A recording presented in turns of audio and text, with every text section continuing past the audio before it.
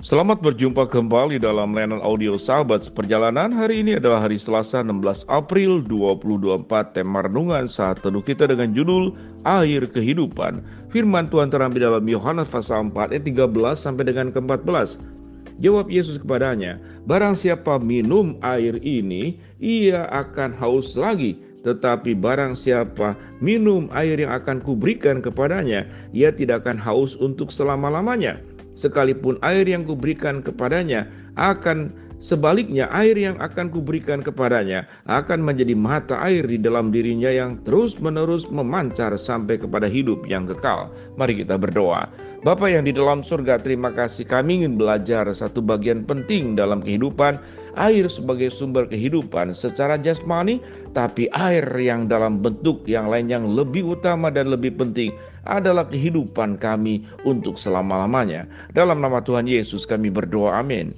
Shalom sahabat seperjalanan yang dikasihi Tuhan. Kalau berbicara tentang Yesus cara mengajar, Yesus cara memberitakan kebenaran, sangat-sangat kreatif, luar biasa. Bagaimana mungkin menjelaskan tentang keselamatan kepada seorang perempuan Samaria di dekat sumur Yakub tatkala Yesus memang mencari ingin mendapatkan minum, lalu ada orang Samaria di siang hari itu datang ke sana, sementara murid-murid Yesus itu sedang pergi membeli makanan. Di saat itulah Yesus membuka percakapan dan memang dia sedang membutuhkan air. "Berikanlah aku air minum." Lalu kemudian perempuan Samaria itu mengatakan, "Bukankah engkau orang Yahudi?" Orang Yahudi tidak bergaul dengan orang Samaria karena orang Samaria dianggap adalah kelas 2 bagi orang Yahudi. Karena Samaria itu berarti orang Yahudi yang kawin campur dengan suku yang lain yang di luar daripada Yahudi. Dengan demikian kita belajar bahwa di sini Yesus melakukan sebuah pendekatan tentang kebutuhan. Wanita itu datang mencari air dengan timbanya yang dalam ke sumur Yakub yang ada di sana. Itu adalah kebutuhan dia. Kemudian Yesus membuka percakapan dengan meminta tolong. Ini bukan tipu-tipu atau bohong-bohong, tetapi memang sedang membutuhkan air. Kemudian memang pada akhirnya, sekalipun tidak dicatat secara gamblang, tapi saya percaya perempuan itu memberikan air. Lalu Yesus menjawab, "Kalau engkau minum air ini, engkau akan haus lagi. Tetapi tatkala engkau mendapatkan air yang kuberikan kepadamu, engkau tidak akan haus selama-lamanya, bahkan akan terus memancar dari dalam dirinya sampai kepada hidup yang kekal." Wanita itu bertanya-tanya, jangan-jangan orang ini memiliki sedikit kelainan. Dia sendiri butuh air, minta air kepada saya. Sekarang orang ini mau berjanji akan memberikan air seperti mata air yang mengalir sampai memancar hidup yang kekal. Sampai titik ini tentu yang terjadi adalah keraguan-raguan tentang siapakah pribadi yang ada di hadapan seorang perempuan Samaria ini. Tetapi yang mengagetkan bagi perempuan Samaria ini, Yesus berkata, "Panggillah suamimu ke sini." Lalu perempuan Samaria itu menjawab, "Aku tidak punya suami." Tetapi Yesus menjawab, "Memang engkau tidak punya suami, karena engkau sudah memiliki 5 suami. Dan satu yang ada di rumahmu itu bukanlah suamimu." Jadi berarti ada 6 orang. Tentu bertemu dengan seseorang yang belum kenal, tidak tahu sama sekali. Kemudian tiba-tiba tahu permasalahan hidup yang paling pribadi dari seorang perempuan Samaria ini. Sampai terkaget-kaget perempuan Samaria ini. Kemudian apa yang dikatakan perempuan Samaria ini? "Sungguh Tuhan, engkau adalah nabi yang diutus oleh Allah." Karena hanya seorang nabi yang sanggup melihat sesuatu yang tidak pernah diketahui sebelumnya. Dan proses itulah kemudian wanita ini menjadi percaya kepada Kristus. Wanita ini menjadi percaya kepada Kristus dan membuka diri menerima Kristus sebagai juru selamat. Yesus berkata, "Percayalah dan sembahlah Allah dalam roh dan kebenaran, bukan menyembah di gunung ini, di Yerusalem, ataupun di tempat-tempat yang dianggap keramat oleh orang-orang tertentu."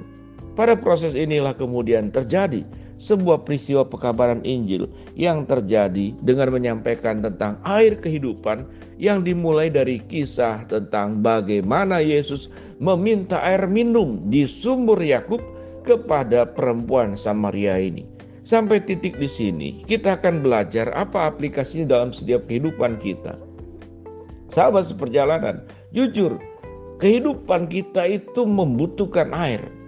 Kita bisa berpuasa, tidak makan lebih lama, tetapi kalau kita tidak minum, maka kita akan meninggal.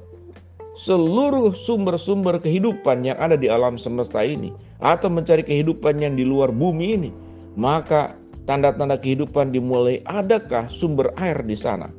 Kalau kita melihat menyimak di seluruh peta di dalam dunia ini, kehidupan peradaban manusia itu selalu terjadi di pinggir-pinggir sungai, selalu terjadi di genangan-genangan air, baik dalam bentuk waduk, mungkin genangan-genangan yang memang terbentuk secara alamiah, danau. Di sanalah kehidupan terjadi. Itu kehidupan terjadi.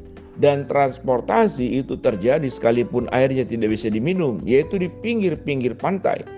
Seluruh kota-kota besar di seluruh muka dunia ini, itu terjadi peradaban itu di pinggir-pinggir pantai. Tapi sumber-sumber kehidupan adalah di mana? Air-air tawar yang jernih, bersih, dan baik, itulah sumber kehidupan manusia. Sehingga perpaduan kehidupan peradaban manusia biasanya ada di pinggir pantai, di aluran sungai, yang sungai itu mengarah ke laut. Di sanalah kehidupan terjadi. Itu kebutuhan kita tentang air. Tetapi ada air yang jauh lebih penting, yaitu air kehidupan, yang akan menyegarkan jiwa kita yang kering kerontang, jiwa kita yang berdosa, jiwa manusia yang sudah tersesat, jiwa manusia yang sudah hilang, jauh dari Tuhan. Sewaktu kita menerima air kehidupan yang berasal dari Kristus sebagai air hidup, maka kita diselamatkan, maka kita disegarkan, maka kita dijauhkan daripada kematian kekal. Tanpa air orang akan mati secara fisik, tanpa Kristus orang akan mengalami kematian di dalam kekekalan. Orang akan mengalami sebuah proses penderitaan panjang di neraka sana. Dengan demikian sahabat seperjalanan, kalau kita berbicara apa yang kita butuhkan tentang air, yaitu memang yang pertama air secara fisik, mineral secara fisik. Yang kedua kita membutuhkan Kristus, air secara fisik agar kita tidak mati secara jasmani, tapi air kehidupan secara rohani agar kita tidak mengalami yang namanya itu kematian kekal. Pemahaman seperti ini, mari sahabat seperjalanan kita renungkan bersama agar kita hanya menjadi orang-orang yang sungguh perlu berjuang mencari kehidupan agar kita tidak cepat meninggal dalam dunia ini. Kita tetap sehat, kita tercukupkan kebutuhan minum, makan, pakaian kita. Tetapi ada perjuangan yang jauh lebih tinggi daripada semuanya itu. Agar di dalam diri kita senantiasa memiliki air kehidupan di dalam diri Tuhan Yesus Kristus yang senantiasa menetap di dalam diri kita.